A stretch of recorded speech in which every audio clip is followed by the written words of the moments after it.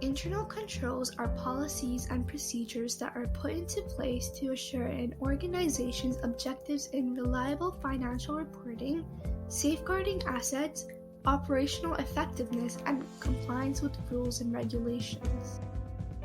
One of the fundamental concepts in placing internal controls over companies' assets is segregation of duties.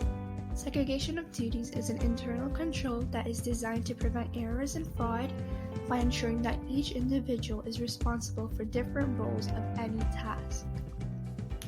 There are two customary ways where one can apply this principle. The principle for related activities should be divided up and assigned to different people, and the responsibility for record keeping for an asset should be separated from the physical custody of the asset.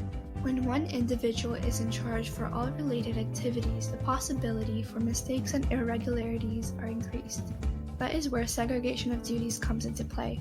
When people are given unrelated jobs and tasks, it helps decrease the risk of errors. Keeping separate custody of assets is the most important type of separation as it safeguards companies from fraud. When one individual is in charge of the physical custody of assets and keeps accounting records, that person may dispose of valuable assets like cash or checks for personal gain and remain undetected because that person had adjusted their records by manipulating it. An example of inadequate segregation of duties is when, say, a cashier named Alice is in charge of the cash register, where she has custody of the assets and is also responsible for preparing deposits and making accounting entries where she records the amounts. Alice can easily steal some cash from the register and alter the accounting records without getting caught, which prevents the company from making profits because of her dishonesty.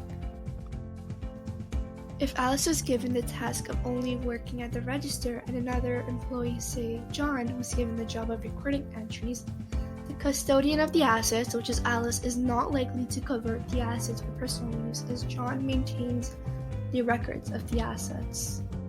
Another example can be when, say, a storeroom supervisor named Kyle is responsible for distributing supplies and is also responsible for making adjustments to inventory records. Kyle can easily manipulate the records and steal some of the supplies without anyone noticing him. When you use the concept of segregation of duties, Kyle would not be given the opportunity to cover his tracks if he only has the custody of assets, not the accounting records, which makes it unlikely for Kyle to steal.